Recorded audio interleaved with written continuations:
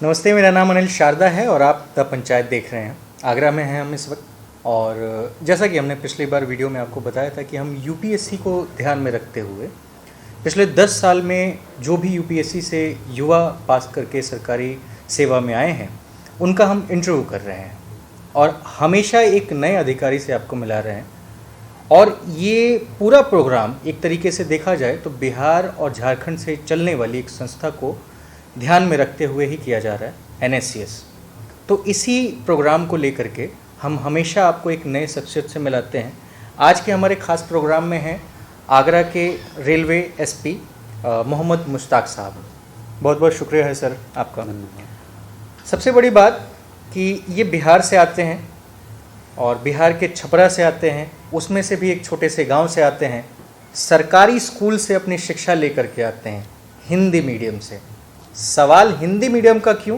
तो उसका रीज़न ये है कि पिछले कुछ सालों से अगर आप देखें तो यूपीएससी में पास करने वाले जो छात्र हैं उनकी संख्या हिंदी मीडियम में घटती जा रही है लगातार, और इस बार तो 20 से भी नीचे रही है। यानी कि जितने भी सिलेक्शंस हुए ओवरऑल उसमें 20 से भी कम छात्र हिंदी मीडियम से आए। तो आप समझ सकते हैं कि उन हिंदी मीडियम के छात्रों के लिए कितना मुश्किल भरा पल होगा। तो इन सारी चीज़ों को ध्यान में रखते हुए हमने सोचा कि हम मुश्ताक साहब के पास आएँ और इनसे पूछें कि जब आपने शुरुआत किया बिहार के छपरा ज़िले से, और उसमें से भी एक छोटे से गांव से जहां से आप आते हैं, हिंदी मीडियम से पढ़ाई किया आपने, और आपने एक बार नहीं, 2 बार नहीं, 3 बार यूपीएससी में पास किया और आप IRS रहे, उसके बाद IPS बने, बिहार में भी आप BPSC भी क्लियर किए, उसके बाद असिस्टेंट कमांडेंट का भी आपने पोस्ट क्रैक किया। तो ये आपकी जर्नी कैसी रही? हिंदी मीडियम से आके आपके लिए कितना आसान रहा इन सारी चीज़ों को करना? तो मैं आपसे आग्रह करूंगा कि एक बार आप अपने शुरुआती गांव और अपने परिवार को परिप्रेक्ष्य में भी थोड़ा सा बताएं, और साथ में आपकी शुरुआती शिक्षा कैसे रही, किस तरीके से रही, वहाँ से फिर हम यहाँ तक आते हैं। बहुत बहुत धन्यवाद आपका। देखिए, मैं बिहार के छपरा एक ज़िला है, उसमें एक जनता बचार गांव है, वहाँ से मैं आता हूँ। और मेरी जो एजुकेशन हुई है वो मैंने मैट्रिक और इंटरमीडिएट मैंने गांव से किया है। इसके अलावा मैंने जो अपना ग्रेजुएशन है वो मैंने कॉरस्पॉन्डेंस से किया है, मतलब पटना यूनिवर्सिटी के कॉरस्पॉन्डेंस से जो है DDE है, वहाँ से मैंने कॉरस्पॉन्डेंस से किया है। और उसके बाद जैसा कि आपने मुझे बताया अभी जो आप चर्चा कर रहे थे कि इसके बाद पहले मेरा असिस्टेंट कमांडेंट में जो है वो सिलेक्शन हुआ, एक बार BPSC। ये साल कौन सा था? ये 2012 था, और 13 में जो है मेरी BPSC में 4थी रैंक आई थी। इसके अलावा जो है मेरा IRS में भी सिलेक्शन हुआ था, और फिर मैं 2016 में मेरा पुलिस में जो है IPS के लिए जो है मैं यूपी कैडर में जो है मेरा सिलेक्शन हुआ था। और ये सारी चीज़ जो है वो मेरी हिंदी मीडियम से जो है वो रही है। तो ऐसा नहीं है कि हिंदी मीडियम के बच्चे जो है वो सिलेक्शन नहीं ले रहे हैं, पहले भी लेते रहे हैं। हाँ, ये हो सकता है कि इस बार जैसा थोड़ा सा जो रिज़ल्ट जो है वो निश्चित रूप से निराशाजनक है, और वो कहीं ना कहीं हमें सोचने को प्रेरित करता है, बाध्य करता है कि आखिर वो कौन से कारण हैं जिसके वजह से हिंदी मीडियम का रिज़ल्ट इतना कम हुआ है। और मुझे पूरी उम्मीद है हिंदी मीडियम के बच्चों पे भी कि यदि वो सही मार्गदर्शन के साथ, सही तरीके से, स्ट्रेटजी के साथ अपनी जर्नी शुरू करते हैं, पढ़ाई करते हैं, तो निश्चित रूप से पुनः जो हिंदी मीडियम का जो गौरव था यूपीएससी में वो निश्चित रूप से वो स्थापित कर पाएंगे। हिंदी मीडियम की बात हुई, आपने बताया भी, मैं थोड़ा सा और इसमें एलाबरेट करके आपसे जानना चाहता हूँ कि जब आप लोग वहाँ गए और हिंदी मीडियम को सिलेक्शन करने की बातचीत आई, तो क्या आप लोग के भी दिमाग में ऐसा कुछ था कि भाई हिंदी मीडियम का तो ऐसा सिलेक्शन हो नहीं रहा है? तो 2013-12 का वो दौर कैसा था, और अभी के दौर को जब आप देखते हैं तो फिर क्या आप समझ पाते हैं? देखिए, 2013 में जो है बहुत सारे बदलाव यूपीएससी में हुए थे। पूरा का पूरा एग्जामिनेशन पैटर्न ही काफ़ी चेंज हुआ था। CSET जो है वो 2011 में आया था, फिर से उसमें जो है मेंस के पैटर्न में भी जो है आगे चल करके जो है बदलाव जो है 13 में, वो पैटर्न में भी जो है वो भी बदलाव जो है वो आया था 13 के बाद से। तो निश्चित रूप से यह एक चैलेंज जो है वो था, हिंदी मीडियम के बच्चों के लिए चैलेंज था कि वो कैसे इस नए पैटर्न में कैसे अपने आप की क्षमता को साबित करें, और कैसे उससे जो रिज़ल्ट है उसमें अपनी भागीदारिता को बढ़ाएं। निश्चित रूप से चैलेंज था, लेकिन उस चैलेंज में भी रहते हुए बच्चों ने अच्छा काम, अच्छा प्रदर्शन जो है वो किया। निश्चित रूप से जो उसका जो पैटर्न है, आप यूपीएससी का पैटर्न आप आज करके देखेंगे तो उसमें प्रीलिम्स वाला जो है लेयर है, उसके बाद मेंस का है, और उसके बाद इंटरव्यू का है। तो जब तक आपको पीटी से लेकर के आप अपनी फोकस आप उस पर नहीं जमाएंगे, पीटी में ही आप क्वालिफाई नहीं करेंगे, तो फिर फाइनल सिलेक्शन आपका कैसे होगा। तो ये सबसे मुझे जो महसूस होता है कि निश्चित रूप से जो पीटी वाला जो एरिया है उसमें कहीं ना कहीं जो हिंदी बेल्ट के जो बच्चे हैं या हिंदी माध्यम के जो बच्चे हैं वहाँ पे थोड़ी सी उनकी संख्या काफ़ी हद तक कम हुई है, जिसकी वजह से जो मेंस वाला एरिया है उसमें ऑटोमेटिक रूप से वो चीज़ें कम हो जाएंगी। इसके अलावा बहुत सारे कारण होते हैं, बहुत सारे आपको एक ह्यूज सिलेबस होता है, एक एक पॉइंट्स पे आपको तैयारी करनी होती है, एक एक नंबर का इस एग्जामिनेशन में महत्व होता है। तो हमें पूरा एक इंटीग्रेटेड रूप से एक हमारी रणनीति होनी चाहिए पीटी, मेंस और इंटरव्यू, तब जाकर के फाइनली हमें सफलता मिलती है। और कहीं ना कहीं यदि रिजल्ट कम हुआ है तो इसमें हम केवल बच्चों को ही दोष नहीं दे सकते हैं, इसमें कहीं ना कहीं जो उनके वो जिन सोर्स का यूज़ कर रहे हैं या जिस तरीके से फोकस रूप से जो डिमांड है परीक्षा की, वो कहीं ना कहीं मुझे लगता है कि उसकी कुछ कमी हो सकती है, जिसकी वजह से ये चीज़ें सामने आई हैं। लेकिन मुझे पूरी उम्मीद है, भरोसा है कि हिंदी मीडियम के बच्चे जो है पुनः एक एकाग्र तरीके से जो लिमिटेड जो भी सोर्स हैं जहाँ से भी उनको पढ़ना है, जो भी नेचर जो बदल रहा है यूपीएससी का, उसके अकॉर्डिंग अपनी तैयारी करेंगे और पुनः एक उनकी जो भागीदारिता जो है वो बढ़ेगी। अच्छा, फिर से एक और सवाल मैं आपके पैतृक गांव जो है वहीं से उठाना चाह रहा हूं कि जब आपने कहा कि आप सरकारी स्कूल से पढ़ के आते हैं, 10-12 भी सरकारी स्कूल से करते हैं, फिर ग्रेजुएशन आपने बिल्कुल डिस्टेंस लर्निंग से की, उसके बाद 4-4 बार यूपीएससी पास करते हैं, तैयारी आपने पटना में की, दिल्ली में की? देखिए, मैं शुरुआत में जो है मैं तो पहले गांव में था, उसके बाद मैं पटना में भी कुछ दिन रहा, उसके बाद फिर मैं दिल्ली में भी उसकी तैयारी के लिए जो है दिल्ली में भी मैं आया और वहाँ से भी मुझे गाइडेंस जो है वो मिला। चूँकि और हमारे पास जो है ऐसा कोई व्यक्ति रोल मॉडल नहीं था जो यूपीएससी में कभी सेलेक्ट हुआ हो। तो ये एक इंडिविजुअल रूप से प्रयास था कि हाँ जी, हमें कुछ अच्छा करना है, सोसाइटी के लिए कुछ अच्छा करना है, ऐसी चीज़ करनी है जिसके माध्यम से हम सोसाइटी को कुछ दे पाए। इसी वजह से जो है एक मोटिवेशन था, प्रेरणा थी और उसके लिए एक जिद थी। जैसे आपने देखा, आपने सुना होगा कि जब तक तोड़ेंगे नहीं तब तक छोड़ेंगे नहीं। तो ये दिमाग में जो है ये रहता था कि भैया हमको जो है ये सिलेक्शन लेना है, चाहे कितनी भी आपकी विकट परिस्थिति हो। यदि आप सही डायरेक्शन में यदि आप तैयारी करते हैं, जैसे मेरे पास कोई बड़ा एजुकेशन बैकग्राउंड आप नहीं देख सकते हैं, कोई बड़े बड़े कॉलेज यूनिवर्सिटी नहीं है मेरी जर्नी में, कोरस्पॉन्डेंस मैंने किया। उसके बाद भी जब मेरा सिलेक्शन हो सकता है तो मुझे तो लगता है कि और बच्चों का तो और ज़्यादा सिलेक्शन होना चाहिए। तो यही बस अपने ऊपर भरोसा वो आपको रखना है, एग्जामिनेशन पैटर्न का जो नेचर है उसके अकॉर्डिंग आपको अनुकूल होना है और कभी हार नहीं माननी है। मैंने तो अपने जीवन में यही सीखा है कि कभी आपको हार नहीं माननी है, और जब आप हार नहीं मानते हैं, आपका लक्ष्य जो है बिल्कुल ही क्लियर होता है, तो सफलता आपको मिलती है। देर हो सकता है लेकिन आपको सफलता मिलती है। यदि मैं ये भी मानता हूँ कि केवल सफल होना, केवल यूपीएससी में केवल सफल होना, उसमें लिस्ट में नाम आना ही नहीं है, बल्कि यूपीएससी अपने आप में एक जर्नी होती है। ये आपको इंसान बनाती है, आपको मुद्दों की समझ बनाती है, समाज की समझ बनाती है और एक बेहतर जीवन कैसे हो सकता है उसकी एक समझ देता है। और जो भी इस तैयारी से जुड़े हुए लोग हैं वो निश्चित रूप से इस चीज़ को महसूस करते हैं और उनको ये बात पता भी है, और वो कभी जीवन में असफल नहीं होते हैं। जिस भी फील्ड में रहते हैं उस फील्ड में वो अपने आप को जो है बहुत आगे तक ले जाते हैं। तो बस आपको अपने ऊपर भरोसा रखना है, विश्वास रखना है, जिद पालनी है और ये प्रतिज्ञा करना है कि हमें सिलेक्शन लेना ही है, तो निश्चित रूप से सफलता आपको मिलेगी। बिहार से और बिहार के छोटे से गांव से या झारखंड से या देश के किसी भी, आप लगभग देखेंगे कि बेहद छोटे परिवार से आने वाले, पिछड़े परिवार से आने वाले जो छात्र होते हैं, जो बच्चे होते हैं, जिनके पास एक ही सपना होता है कि हमें कुछ करना है, उस कुछ करने वाले सपने में एक यूपीएससी आ जाता है। वो किन्हीं लोगों में ही आता है और वो जब वहाँ से निकल के दिल्ली जैसे शहर में आता है, काम करता है, तो उसके लिए फाइनेंशियल जो एक बैकअप होता है ना, ये बेहद इम्पॉर्टेंट होता है। बहुत सारे लोगों के पास नहीं होता है। हम लोग देखते हैं, मैं खुद भी कई बार मुखर्जी नगर में गया हूँ और जो प्रिपरेशन करने वाले छात्र रहे हैं उनसे मिला है। तो मैं ये जानना चाहता हूँ ताकि ये बाकी बच्चों के लिए भी क्लियर करे दिमाग कि आपको उस परिस्थिति में अपने आप को कैसे तैयार करना है। आपका जो बैकग्राउंड था वो कितना था, मजबूत था या फिर एवरेज था, या फिर आप जब तैयारी कर रहे थे तो आपको मुश्किल क्या हुई फाइनेंशियल चीज़ों को लेकर के? देखिए, एक तो ये मेरे लिए एक बड़ा चैलेंज था कि ये सपना देखना ही बहुत बड़ी बात थी कि इस तरीके का सपना जो है वो देखना। बैकग्राउंड के हिसाब से भी जो आप देखें तो मैं निम्न मध्यम वर्गीय परिवार में जो है वो आता हूँ, और साथ ही जो है लेकिन एक जिद थी कि मुझे करना है। और जब आप जिद पालते हैं तो निश्चित रूप से आपको सफलता जो है वो मिलती है।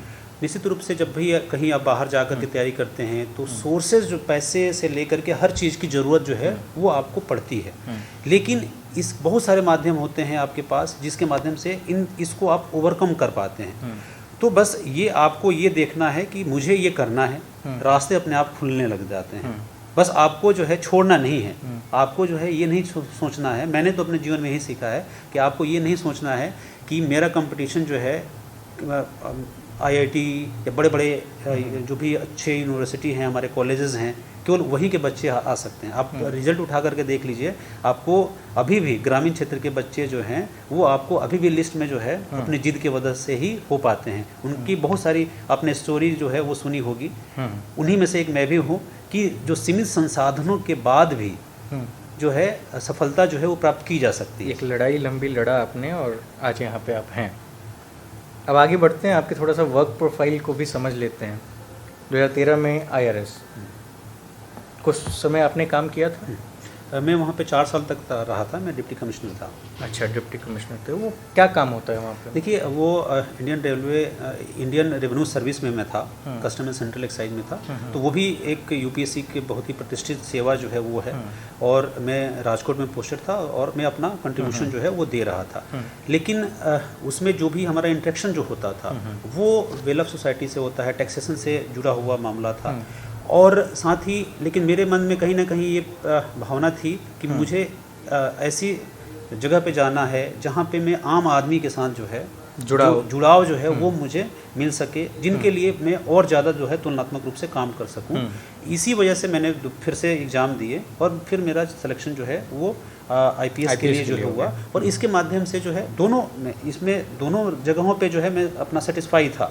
लेकिन तुलनात्मक रूप से जो इसमें काम करने का दायरा है, आप जैसे पता है आपको पुलिसिंग व्यवस्था जो है, पुलिस के प्रति लोगों के मन में किस तरीके की छवि होती है, उस छवि को भी एक बेहतर बनाने की एक प्रेरणा जो है वो भी उसको भी मैं कहीं ना कहीं जहाँ पर भी मैं रहता हूँ उसको इम्प्लीमेंट करने का प्रयास करता हूँ। और मेरी कोशिश रहती है कि जो सबसे अंतिम पायदान पे व्यक्ति जो खड़ा है उसको कहीं ना कहीं जो भी न्यायिक प्रणाली है या जो उसके साथ जस्टिस जो है उसमें जो हमारा एक रोल है, एक पार्ट है, वो मैं कंट्रीब्यूट कर पाऊँ। और ये मौका जो है ये तुलनात्मक रूप से ज़्यादा देता है। इस वजह से मैंने पुनः इसमें एग्ज़ाम दिया और फाइनली जो है मेरा इसमें सिलेक्शन हुआ। एसपी आप बने तो रेलवेज़ में बने कि डिस्ट्रिक्ट में भी आप थे? नहीं, जैसे देखिए इसमें हम लोगों का क्या होता है कि जैसे अलग अलग हम लोगों की पोस्टिंग होती है। पहले मैं एएसपी के रूप में था, मैंने झांसी में भी रहा, मैं बनारस में भी रहा, लेकिन एज अ एसपी के रूप में मेरी पहली पोस्टिंग जो है एसपी रेलवे आगरा के रूप में जो आगरा के रूप में हुई है। तो मैं आपसे ये जानना चाहता हूँ सर कि आप जब यहाँ पे आए पहली बार आगरा में, और ये डिस्ट्रिक्ट से बेहद अलग है, यहाँ पे आपके दायरे भी काफ़ी बड़े होंगे, तो इसमें आपका वर्क करने का तरीका क्या है, काम करने का तरीका क्या है? और दूसरा इसमें ये भी जोड़ दिया जाए कि सिक्योरिटी का पूरा सिस्टम है आपका, तो उसमें रेलवेज़ की सिक्योरिटी और पैसेंजर की सिक्योरिटीज़ को आप लोग कैसे मैनेज करते हैं, किस किस तरीक़ों से करते हैं? देखिए, जैसे ये रेलवे में जैसे आगरा अनुभाग है जिसमें दिल्ली से लेकर के कानपुर तक का एरिया जो है वो आता है, तो काफ़ी बड़ा एरिया जो है वो आपके अंडर में है। और जो मेनली हमारी जीआरपी का जो काम है उसमें जितने भी रेलवे स्टेशंस होते हैं, हमारे अलग अलग रेलवे के थाने होते हैं, और ट्रेन की सुरक्षा से लेकर के उसमें जो भी क्राइम से रिलेटेड जो वर्क होता है वो हमारे पास रहता है। और उसको जो है ये हमारे अलग अलग थाने हैं जिसके माध्यम से हम लोग इसको संचालित करते हैं। जहाँ तक बात है सुरक्षा को लेकर के, तो रेलवे की सुरक्षा जो है बहुत ही प्राइमरी जो है वो फोकस भी रहता है और इसकी ज़रूरत भी रहती है। आपको पता है कि किस तरीके के चैलेंजेस जो हैं वो थ्रेट परसेप्शन जो है वो रहते हैं हमेशा रेलवे को लेकर के। साथ ही यात्रियों में बहुत सारे गैंग जो है वो ऑपरेट करते हैं ट्रेनों के अंदर, और साथ ही मोबाइल चोरी से लेकर के ज्वेलरी से लेकर के कई बार जहर खुरानी तक की समस्याएं जो हैं देखने को जो है वो इसमें मिलती है। तो इसमें जो हमारी जो रणनीति होती है वो हम अधिकतर ट्रेनों में अपने पुलिसकर्मियों को आरपीएफ भी एस्कॉर्ट दे करती है और जीआरपी के द्वारा भी हम लोग ट्रेनों में अपने पुलिसकर्मियों को भेजते हैं ताकि कोई भी क्रिमिनल जो है किसी भी तरीके से क्राइम करने से डरे। इसके अलावे जो है लगातार हमारे जो पुलिसकर्मी होते हैं वो लगातार ट्रेनों में लोगों को जागरूक भी करते हैं। जैसे आपने देखा, आप देखते होंगे कि हमेशा जो है कभी लोग फ़ोन पे बात करते हैं, खिड़की के पास आकर के बात करते हैं, दरवाजे के पास आकर के बात करते हैं, तो ये मौका देते हैं आपराधिक प्रवृत्ति के करने वाले लोगों को। वो डंडा मार करके आपका फ़ोन गिरा देते हैं या आपका फ़ोन लूट लेते हैं, छीन लेते हैं, या जो खिड़की के पास या दरवाजे के पास जो व्यक्ति बैठते हैं, तो कई बार ये देखने में आता है कि वहाँ पे जो आपराधिक प्रवृत्ति के व्यक्ति है, अपराधी है, वो वहाँ से लोगों को टारगेट करता है। तो इस पॉइंट ऑफ व्यू से भी जो है हम उन लोगों को भी ब्रीफ करते हैं, लोगों को जागरूक करते हैं कि आप अपने सामान की जो है सुरक्षा जो है वो आपको नज़र रखनी है। महिलाएं जो हैं वो अपनी ज्वेलरी या जो भी सामान होते हैं वो अपने हैंडबैग में रख देती हैं, फिर रात को जो है वो उसको लेकर के यदि सो जाती हैं, फिर वो ये बड़ा अच्छा ऑप्शन मिल जाता है अपराधियों को और वो सीधे बैग को टारगेट करते हैं और उसके माध्यम से उनको सारा का सारा ज्वेलरी से लेकर के हर चीज़ मिल जाता है। तो ऐसे में मैं अपील भी करूँगा पब्लिक से, यात्रियों से जो भी ट्रेन में यात्रा करते हैं, कि आप अपने सामान जो भी आपका है उसका ज़रूर निश्चित रूप से ध्यान रखें। साथ ही कई सारे गैंग ऑपरेट होते हैं, उनके लिए भी लगातार हमारी पुलिस जो है वो काम करती है। कभी भी आपको आपातकाल में कोई भी ज़रूरत पड़ती है, आप हर ट्रेन में, लगभग हर ट्रेन में आरपीएफ का या जीआरपी का स्क्वाड रहता है, आप उनको सूचना दीजिए। आप उसको सूचना देंगे तो फिर तत्काल रूप से उस पर कार्रवाई होगी और जो भी अपराधी है उसको पकड़ा जाएगा। ठीक है। अगला सवाल लेने से पहले एक और मेरा व्यक्तिगत सवाल है जो तमाम जनता का भी होता है कि आप जब पुलिस की तैयारी कर रहे होते हैं, यूपीएससी की तैयारी कर रहे होते हैं, तो उसमें आप बहुत सारी एक परसेप्शन बना के चलते हैं कि मैं जाऊंगा तो ऐसे ऐसे करूंगा। जब आप सिस्टम में आ जाते हैं तो उस दौरान आप देख पाते हैं क्या कि व्यवहार जो है वो व्यवहार उतना जनता के प्रति साफ सुथरा नहीं होता है पुलिसिंग का। ये देखने को मिलता है।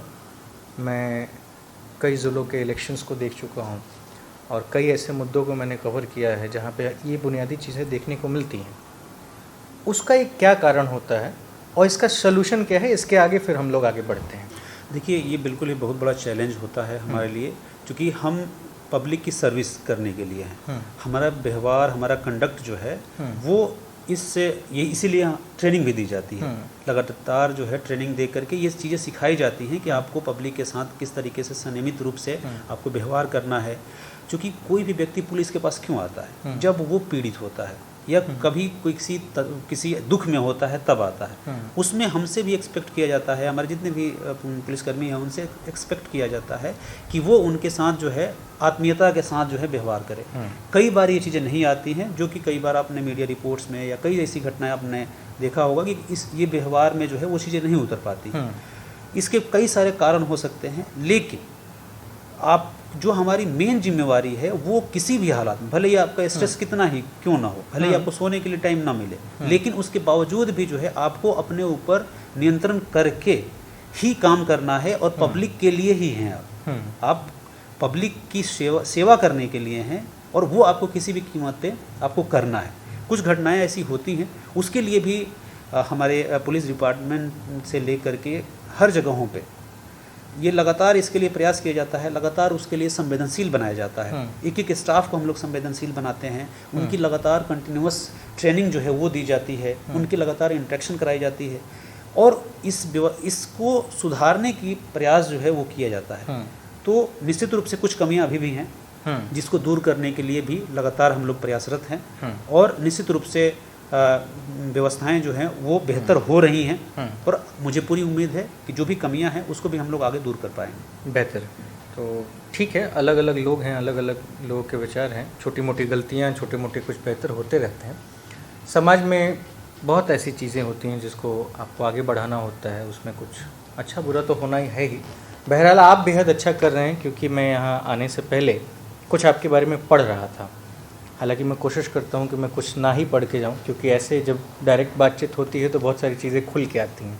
पर थोड़ा पढ़ रहा था तो मुझे एक खबर मिली कि एक कोई ऑपरेशन मुस्कान है जिसमें आप लोगों ने करीब 200 से ज़्यादा बच्चों को रेस्क्यू किया, उन्हें उनके परिवारों से मिलाया जो खो गए थे, गुम हो गए थे, उठा लिए गए थे, चुरा लिए गए थे, ये पूरा क्या है ऑपरेशन मुस्कान, उसके बारे में बताइए। और ये भी बताइएगा कि कब से कब, यानी कि समय, उसका अंतराल बताइएगा कि कब तक आप लोगों ने मेहनत किया।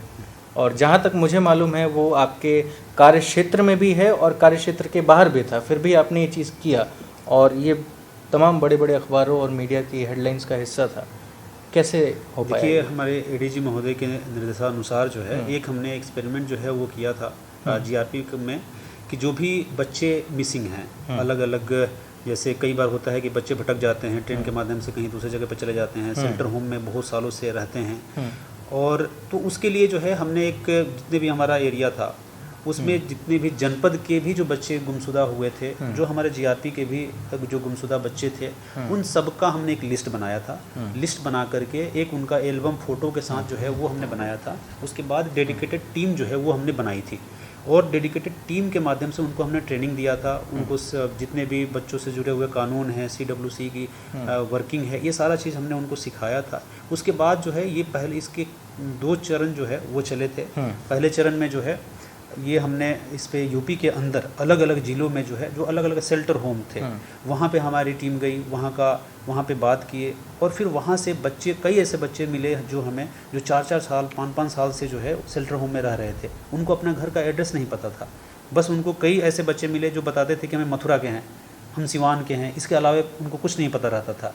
फिर हमने जो है वहाँ पर जो शेल्टर होम है उनके साथ कोऑर्डिनेशन करके अपनी टीम को अलग अलग राज्यों में, अलग अलग ज़िलों में हमने भेजा, और वहाँ पे पता करवाया कि ये बच्चा कहाँ का है। और फिर फाइनली जो है हमने एक प्रयास किया, और उसी प्रयास का नतीजा था कि हमारी टीम के बदौलत जो है हमने लगभग 200 के आसपास जो बच्चे जो हैं उनको हमने, जो गुमनाम जीवन जी रहे थे, जो अपने माँ बाप से बिछड़े हुए थे, कई सालों से बिछड़े हुए थे, उनको हमने उनके माँ पिताजी के पास जो है वो हम उनको पहुँचाने में सफल रहे। जो कि एक तरीके से आप देख सकते हैं कि जैसे पुलिसिंग जो है वो ओवरऑल बहुत सारी चीज़ों को आप एक साथ कर सकते हैं। उसी का यह एक एग्जाम्पल था जिसमें हमने, आप मानिए कि यूपी के अलावा भी दिल्ली, राजस्थान, मध्य प्रदेश, बम्बई तक हमारी टीम जो है वो गई थी, और वहाँ पे जा कर के बच्चों को बरामद किया, फिर उनके बच्चों को उनके माँ बाप तक पहुँचाया, और साथ ही जितने भी नॉर्म्स थे इसमें, CWC से लेकर के बच्चों के राइट्स से लेकर के सबका हमने पालन भी जो है वो किया। और इसका और अगला चरण भी जो है वो चल रहा है, और हमें उम्मीद है कि बहुत और जितने भी ऐसे बच्चे हैं तो वो उनको हम उनके माँ बाप तक पहुंचाने में सफल रहेंगे। अच्छा, कई बार तो ऐसा होता होगा कि बच्चे का एक्चुअल नाम नहीं पता है, फादर नेम नहीं पता है, गाँव नहीं पता है, तो ठीक है आप लोग ढूंढवा रहे थे, ढूंढवा के दिए भी। कुछ ऐसे बच्चे भी रह गए जिनके परिवार नहीं मिले हों, या फिर उनको कहीं और आप लोगों ने रखवाया हो? नहीं, जैसे देखिए, जो ऐसे बच्चे होते हैं वो शेल्टर होम में इसीलिए रहते हैं कि उनके बारे में, उनके घर वालों तक के बारे में जानकारी नहीं रहती है। कोई NGO वाले शेल्टर होम में बच्चों को रखवा देते हैं, कई बार पब्लिक वाले जो हैं, कोई बच्चा भटका हुआ मिल जाता है उसको रखवा देते हैं। तो एक तो वो शेल्टर होम तो रहता ही है, बच्चों के लिए ही बनाया गया है जहाँ पर ये बच्चे रहते हैं। हमारी कोशिश ये रहती है कि जहाँ पर भी ऐसे बच्चे हैं जिनको हम उनके माँ बाप तक पहुंचा सकते हैं, उनको कुछ भी आइडिया है कि वो कहाँ के हैं, उन तक हम उनको पहुंचाएं। कैसे पहुंचाएं, इसके लिए बहुत ज़्यादा एक तरीके से प्रयास, बहुत स्ट्रगल भी रहता है, क्योंकि बहुत सारी चीज़ें हमको जानकारी नहीं रहती है। जैसे मैं आपको एक एग्जांपल बताऊं, एक बच्चा मिला था हमें, वो केवल इतना बता पाया था कि वृंदावन का हूँ मैं। अच्छा। अब वृंदावन तो बहुत बड़ा एरिया है। अब उसके लिए जो है हमारी टीम लगभग 4 दिन तक वृंदावन के एक गली में जो है वो घूमती रही, और फिर फाइनली जा करके हम उसके बच्चे के माँ बाप तक उसको पहुंचा पाए।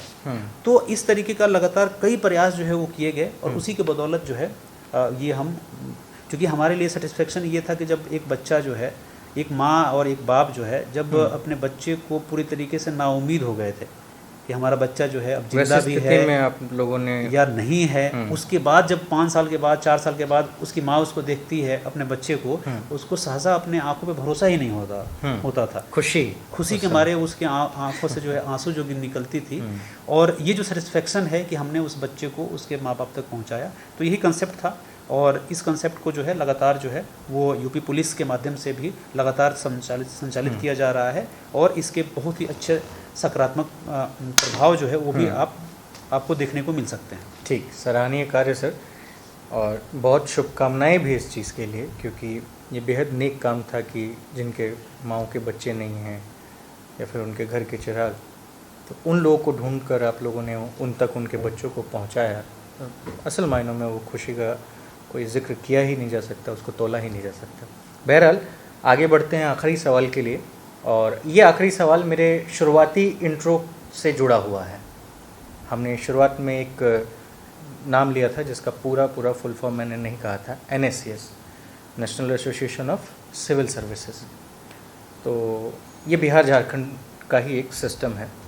मुझे इसके बारे में कुछ मालूम नहीं था, लेकिन एक मेरे मित्र हैं जिनके थ्रू मैंने जानकारी ली, और अभी हाल ही में बिहार से ही आने वाले शुभम कुमार हैं, कटिहार से आते हैं, UPSC में पहला रैंक हासिल किया उन्होंने, तो उनका इंटरव्यू लेने में पहुंचा हुआ था। तो वहाँ पे एक सीनियर थे, काफ़ी सीनियर, अभी रिटायर्ड हैं वो, BK प्रसाद सर, उन्हीं का ये इनिशिएटिव है। तो उनसे मैं मिला, उनको बातचीत हुई तो मालूम चला कि हम दोनों बिहार से ही हैं। वो कॉन्सेप्ट मुझे बेहद अच्छा लगा, और फिर बिहार से आने के बाद जब अपना भी जुड़ाव होने लगता है तो हमने सोचा क्यों ना इस सारी चीज़ों को आगे लेके आया जाए कि ये NSCS कैसे काम कर रहा है, जो UPSC में आने वाले छात्र हैं या फिर जो आ चुके हैं वो इसका लाभ मुफ्त में और फ्री में और एकदम ज़िम्मेदारी से कैसे उठा सकते हैं। तो ये NSCS है। NSCS के बारे में जब मुझे मालूम चला तो मैंने जाना कि आप भी सहयोग करते हैं, आप भी बिहार से हैं। तो अभी 2 टॉपर दे दिया NSCS ने, शुभम कुमार UPSC से, और गौरव सिंह है एक, रोहतास से आते हैं बिहार से, वो BPSC में टॉप कर गए हैं। NSCS का इतना अच्छा ग्राफ अगर है तो सिर्फ बिहार झारखंड में ही क्यों सर, बाहर भी आना चाहिए? थोड़ा बताइए इसके बारे में। निश्चित रूप से देखिए, ये BK प्रसाद सर के नेतृत्व में जो है इसकी शुरुआत जो है वो हुई थी, और इसकी शुरुआत के पीछे का जो आइडिया था, कई बार जो है आपको सफलता इसलिए नहीं मिलती है क्योंकि आपको गाइडेंस जो है वो प्रॉपर नहीं मिल पाता है, आपका मार्गदर्शन सही तरीके से नहीं हो पाता है। उसी गैप को फुलफिल करने के लिए एक जो बिहार झारखंड के जो सिविल सर्वेंट थे उनके द्वारा ये एक प्रयास जो है BK प्रसाद सर के निर्देशन में जो है वो शुरू किया गया था, और जिसमें बहुत सारे सीनियर अधिकारी जो हैं वो जुड़े हुए हैं, और वो कई माध्यमों से, ऑफलाइन से लेकर के ऑनलाइन तक जो है लगातार PT, मेंस और इंटरव्यू की लगातार गाइडेंस जो है वो चलाते हैं। और उसका आपको फल देखिए कि इस बार मैं सभी लोगों को मैं धन्यवाद भी देना चाहूँगा, सबको बधाई भी देना चाहूँगा कि सबके प्रयास से जो है इस बार UPSC के टॉपर भी NSCS से थे, और इस बार BPSC का टॉपर भी जो है वो NSCS से ही। UPSC में आई थिंक 22 या 24 टॉपर्स, मतलब जिन्होंने क्रैक किया एग्जाम, वो NSCS के थ्रू आए थे।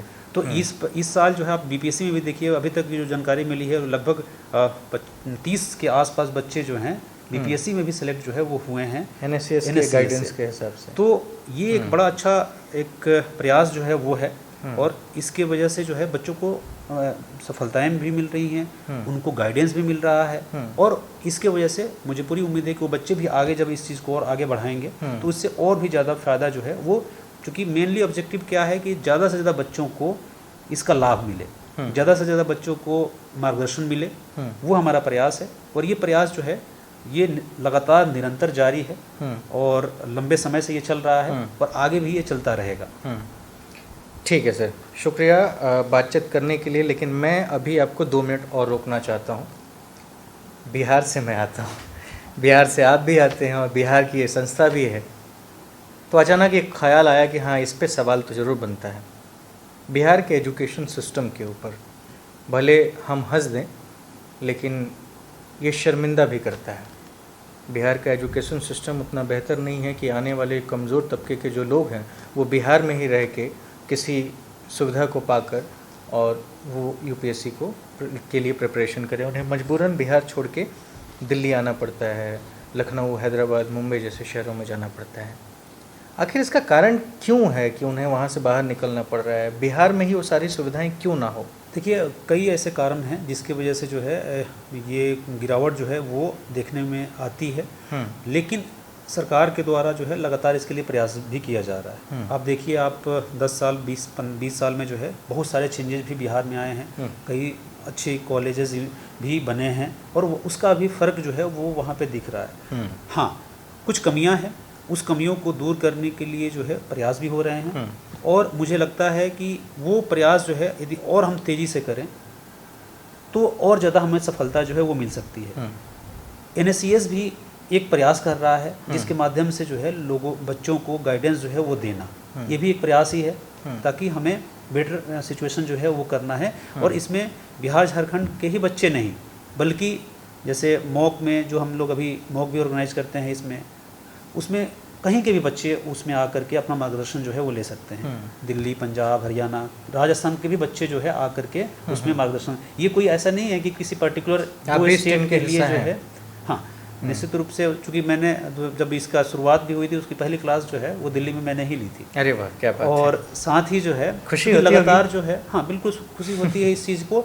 और निश्चित रूप से इसके लिए जो है ये सभी के लिए ओपन है। कोई भी बच्चा यदि मार्गदर्शन लेना चाहता है, क्योंकि आजकल देखिए जूम है, ऑनलाइन जो है, क्योंकि इसमें रिटायर्ड और जो वर्किंग जो ब्यूरोक्रेट्स हैं वो सारे हैं, तो उनके जो जीवन का जो अनुभव है वो एक जगह पे आपको मिल जाता है। और इसकी कमी की वजह से कहीं ना कहीं कई बार हमें सफलता नहीं मिल पाती है।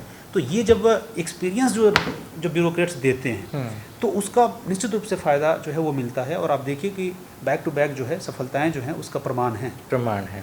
खैर, बहुत अच्छी बात है। NSCS जिस तरीके से कार्य कर रहा है, हम शुभकामनाएं देते हैं। और मुझे बेहद खुशी हुई इस तरीके से जुड़ के कि मैं NSCS के साथ में मिलके अनऑफिशियली सही, क्योंकि मैं जर्नलिस्ट हूँ, ये आप लोगों का ब्यूरोक्रेट का एक सिस्टम है पूरा, लेकिन इनके लिए इंटरव्यू करना और जो एक प्रेम बिहार के प्रति है, तो वो मुझे जुड़ाव के लिए लेकर के आता है। और जब मैं देखता हूँ कि इतने लोग जो रिटायर्ड हैं वो भी आज भी बिहार के लिए इतना सोच रहे हैं, काम कर रहे हैं, वहाँ के युवाओं के लिए काम कर रहे हैं, ये काबिल तारीफ़ है। और मैं उन सभी लोगों को बेहद धन्यवाद देता हूँ। और आग्रह भी करना है, आग्रह ये ज़रूरी है कि जो भी UPSC को क्लियर करने का सपना लेकर के दिल्ली या फिर जिन भी जगहों पे जाते हैं, उन्हें ये जब वो वीडियो देख रहे होंगे तो उन्हें बहुत कुछ समझने को मिलेगा। और भी जो चीज़ें अगर वो चाहते हैं, जानना चाहते हैं, तो हमारे वीडियो के नीचे वो कमेंट कर सकते हैं, पूछ सकते हैं। और वो चीज़ हम चाहेंगे कि अगले बार जब हम किसी भी IAS या IPS के साथ बैठे हों, या फिर सिविल सर्विसेज में जो 26 रेस्पेक्टेड प्रोफाइल वाली जॉब हैं, वो जिस भी अधिकारी के साथ हम बैठे हों उसके बारे में हम पूछें और आप तक बताएं। फ़िलहाल इस वीडियो में इतना ही। मेरा नाम अनिल शारदा है, आप द पंचायत देख रहे थे। आखिर में आग्रह वही है कि नए संस्थान हैं, कार्य कर रहे हैं, ग्राउंड पे हैं और लगातार ग्राउंड पे हैं। तो आपसे रिक्वेस्ट है कि आप द पंचायत को सब्सक्राइब करें, उसके साथ जुड़ें, उसके कंटेंट को देखें, फॉलो करें, शेयर करें। बहुत बहुत धन्यवाद। इसमें मैं आपसे एक और आग्रह करना चाहूँगा। जी सर। कि आप जो है इसकी एक सीरीज़ भी ज़रूर चलाइए, जिसमें जो है जो भी ब्यूरोक्रेट्स हैं या रिटायर्ड हैं या वर्किंग है, उन सब का और जो भी एग्जामिनेशन पैटर्न है इसको लेकर के, ताकि आजकल डिजिटल मीडिया है, इसके माध्यम से जो है जो गांव में बैठा हुआ कोई बच्चा है उसको भी केवल एक इंटरनेट कनेक्शन के वजह से, केवल एक मोबाइल फ़ोन के माध्यम से उस तक दिल्ली या जो भी बड़े सेंटर हो सकते हैं उस क्वालिटी का गाइडेंस भी मिल सकता है। तो और जब सीनियर्स का जब एक्सपीरियंस जब हम देखते हैं, सुनते हैं, तो इसका बहुत ही सकारात्मक प्रभाव जो है वो पड़ता है। और ये आपने बड़ा अच्छा सीरीज़ जो है वो चलाया है, और इसके लिए भी आप बहुत बधाई के पात्र हैं। और इसके माध्यम से जो बच्चे हैं उनको निश्चित रूप से फ़ायदा होगा, इसका मुझे पूरा भरोसा है। हम निरंतर कोशिश भी कर रहे हैं सर, ये पूरा एक सीरीज़ ही हमने प्लान किया है, किसी सीरीज़ के हिसाब से ही हम इसको लेके चलते हैं और जितने लोग कवर हो सके। अभी हम यूपी इलेक्शंस कवर कर रहे हैं, संजोग से आपसे मिलना हो गया, तो हम यूपी के भी गवर्नमेंट ऑफिशियल्स को शूट कर रहे हैं, कवर कर रहे हैं, एक अच्छी रिपोर्ट तैयार कर रहे हैं। और साथ में जब हम वापस बिहार जाएंगे तो बिहार में भी हम ऐसे कई सारे अधिकारी हैं उनका लेना है, फिर दिल्ली में है। तो जहाँ भी जितना भी मौका मिल जाए उन छात्रों के लिए ज़रूरी भी है, क्योंकि वो एक ऐसे राज्य से आते हैं। मैं मानता हूँ, मैं आपके ओर से नहीं कह सकता, पर मैं मानता हूँ जब मैं उस छोटे से बिहार से आता हूँ, ज़िले से आता हूँ, एक गांव से आता हूँ, तो वहाँ पे सपने तो बहुत बड़े बड़े हैं लोगों के आंखों में, और उसे पूरा करने के लिए जो एक उम्मीद होती है ना, वो उनको नहीं मिल पाती है। और ये वीडियो और आप जैसे अधिकारियों के इंटरव्यू उनके लिए बेहद सहायता करने वाले हो सकते हैं, तो ये बेहद ज़रूरी है। फ़िलहाल बहुत बहुत धन्यवाद सर हमसे बातचीत करने के लिए, शुक्रिया।